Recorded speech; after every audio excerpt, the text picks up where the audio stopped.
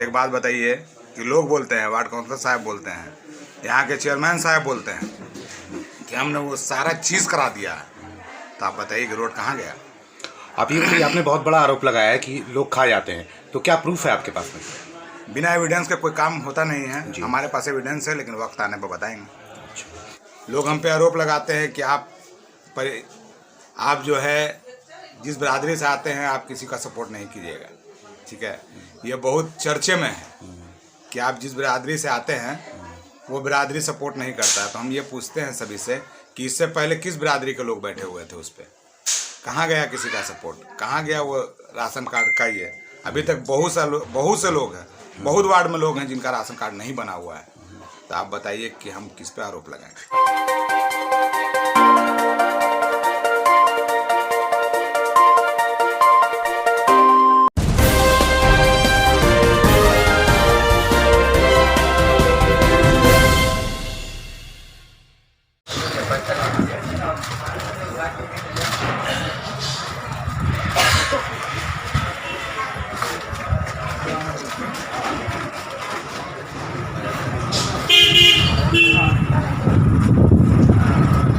मैं हूं एस सथर और आप देख रहे हैं न्यूज़ फोर्स।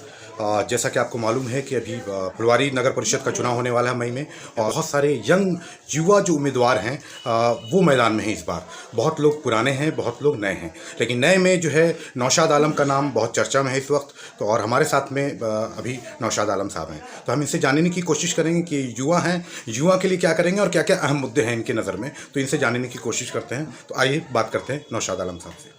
सर, आपका बहुत बहुत स्वागत है न्यूज़ फोर्स में। Thank you. सबसे पहले तो मैं यहाँ आया हुआ हूँ, एक बेकरी का ओपनिंग है जी। मैं सबसे पहले उन लोग का शुक्रिया करता हूँ। उन लोग को मेरे तरफ से, मेरे छोटे भाई को दुआ और बड़े को ये। सबसे पहले हम ये कहना चाहते हैं कि इंशाअल्लाह इन लोग की जो बेकरी की ओपनिंग हुई है वो अच्छा से चले, खूब चले, ये हमारा दुआ है।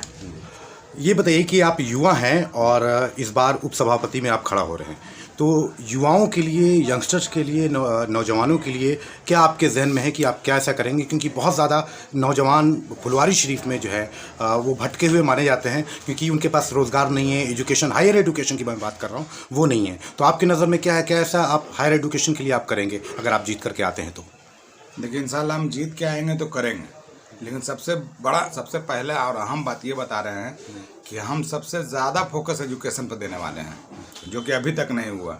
देखिए, मैंने कल भी बोला है और आज भी मैं वही बात को रिपीट कर रहा हूँ कि आज तक जो हमारे वार्ड काउंसलर साहब और जो चेयरमैन साहब हैं, जो नगर परिषद में बैठे हुए, उन्होंने अभी तक ऐसा कोई चीज़ का इंतज़ाम नहीं किया जिससे लोग का एजुकेशन बढ़े।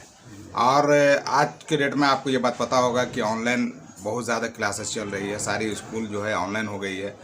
तो ये चेयरमैन साहब को और नगर परिषद को चाहिए था, और ख़ासकर सभी वार्ड के वार्ड काउंसलर को, जो फंड आता है तो फंड लेने के लिए उनके पास तो जाते हैं, लेकिन कभी भी उस जनता का ख्याल नहीं करते हैं जिस जनता को कुछ चाहिए।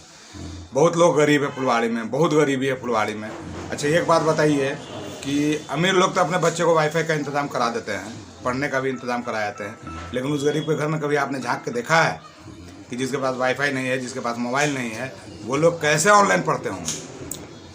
लेकिन प्रॉब्लम यहाँ ये है कि ऊपर से नीचे तक सब लोग खा ही रहे हैं के नाम पे, चाहे पानी के नाम पे, चाहे नल थल जल। लोग बोलते हैं कि नल सारा जगह लग गया, सारे वार्ड में मैंने रोड बना दिया, लेकिन आप एक चीज़ का जवाब दीजिए हमको। इसी 22 नंबर पर हम बैठे हुए हैं, और 22 नंबर में ऐसा रोड है जहाँ हमको चलने के लिए बोड़ा का सहारा लेना पड़ता है। तो एक बात बताइए कि लोग बोलते हैं, वार्ड काउंसलर साहब बोलते हैं, यहाँ के चेयरमैन साहब बोलते हैं कि हमने वो सारा चीज़ करा दिया है, तो आप बताइए कि रोड कहाँ गया। आप ये बताइए, आपने बहुत बड़ा आरोप लगाया है कि लोग खा जाते हैं, तो क्या प्रूफ है आपके पास में? बिना एविडेंस के कोई काम होता नहीं है। हमारे पास एविडेंस है, लेकिन वक्त आने पर बताएंगे। अच्छी बात है कि ख़वातीन के लिए, औरतों के लिए क्या आप ऐसा करेंगे, क्योंकि उनके अंदर में जो है बेरोज़गारी भी बहुत ज़्यादा है, इलिटरेसी भी बहुत ज़्यादा है, और जिस तरीके से आप देख रहे हैं कि अभी जो माहौल है बिल्कुल नकाब और पर्दा, बहुत सारी चीज़ें, तो और मुश्किल हो गया उनके लिए स्कूल जाना।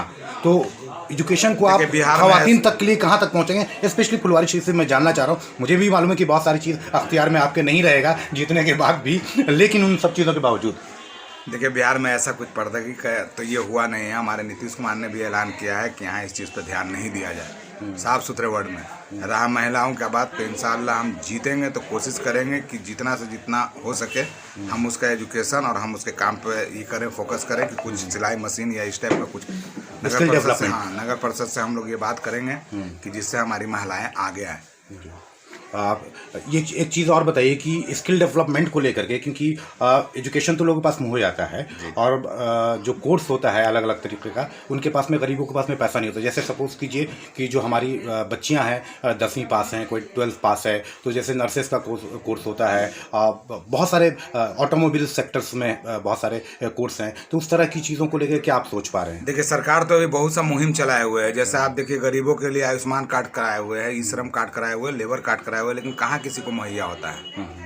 अभी तक तो हमने नहीं देखा है कि जैसे कल मैंने नहरपुरा में कैंप लगाया था, वहाँ एक दिन में 138 आदमी लोग 138 लोगों का मैंने ई श्रम कार्ड, लेबर कार्ड और आयुष्मान कार्ड मैंने बनवाया है। अच्छा, जिसका वृद्धा पेंशन रुका हुआ था, आज तक जिस वार्ड में जो भी वार्ड काउंसलर हो या चेयरमैन साहब, क्या उनको खुलवाने का काम किया? नहीं किया।